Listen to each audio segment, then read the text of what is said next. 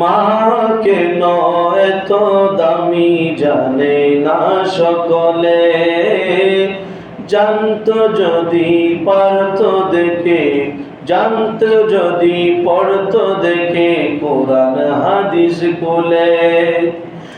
একটি হজের সওয়াব মিলে মাকে একবার দেখিলে, মা কেন এত দামি জানে না সকলে, জানতো যদি পড়তো দেখে কোরআন হাদিস কোলে। একটি হজের সওয়াব মিলে মাকে একবার দেখিলে, মা কেন এত দামি জানে না সকলে। সুবহানাল্লাহ। মা এমন একটি জাত, যার চেহারা মোহাব্বতের নজরে দেখলে কবুল হওয়া হজের সওয়াব আল্লাহ তাআলা দান করেন। সুবহানাল্লাহ। যে হজ করার জন্য লক্ষ টাকা খরচ হয়, এই লক্ষ টাকা খরচ করে আপনি একটা হজ করে যত সওয়াব পাবেন, তাও কবুল হবো যে হজ করে এটা গ্যারান্টি নাই। গ্যারান্টি আছে? নাই। আল্লাহ তাআলা যে মায়ের চেহারার মধ্যে এত যে আল্লাহ তাআলা গুরুত্ব দিয়েছেন যে মা বাবার চেহারা দেখলে, মায়ের চেহারা দেখলে সন্তানের জন্য কবুল হওয়া হজের সওয়াব লিখে দেবে। সুবহানাল্লাহ। সেই জন্য মাকে গুরুত্ব দিতে হবে। কুরআন শরীফের অপর আয়াতের মধ্যে আল্লাহ তাআলা বলেন, ফালা তাকুল লাহুমা উফিন ওয়ালা তানহারহুমা ওয়া কুল লাহুমা কাওলান কারীমা। মা বাবা এই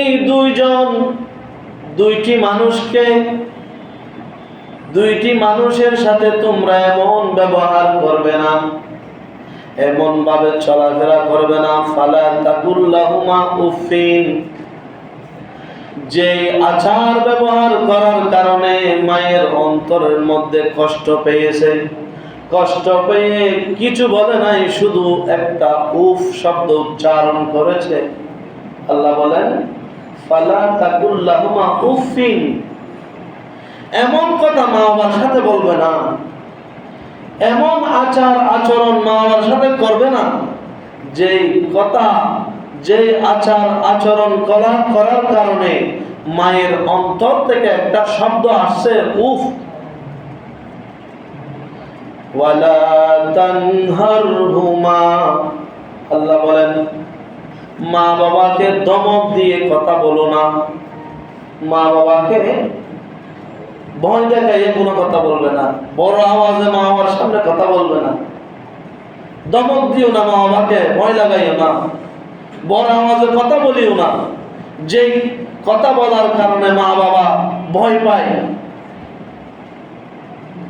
ওয়া কুল লাহুমা কাওলান কারীমা, আল্লাহ আমাদেরকে শিক্ষা দিয়েছেন কিভাবে তোমরা মা বাবার সাথে আচরণ করবে, কথা বলবে।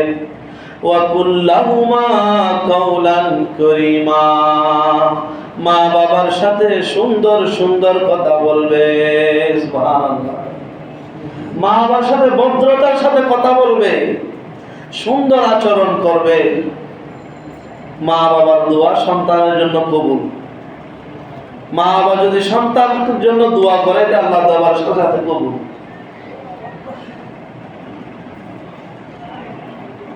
সেজন্য আমাদেরকে মা বাবার খেদমত করতে হবে, মা বাবার সাথে সুন্দর আচরণ করতে হবে।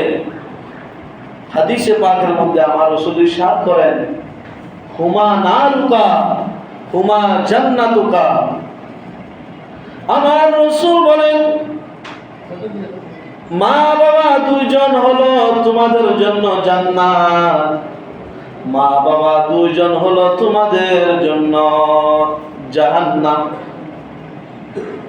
তুমি যদি মা বাবাকে সন্তুষ্ট রাখো, মা বাবা তোমার উপর সন্তুষ্ট, আল্লাহ তাআলা তোমার জন্য জান্নাত রেডি রেখেছেন। সুবহানাল্লাহ।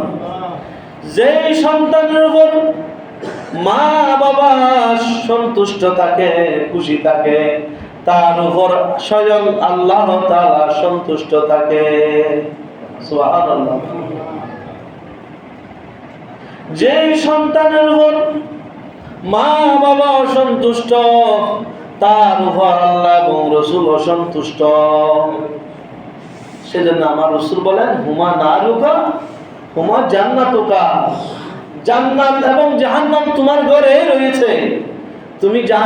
তুমি চাইলে জান্নাত ক্রয় করতে পারবে, জান্নাত কিনে নিতে পারবে মা বাবার কদম থেকে।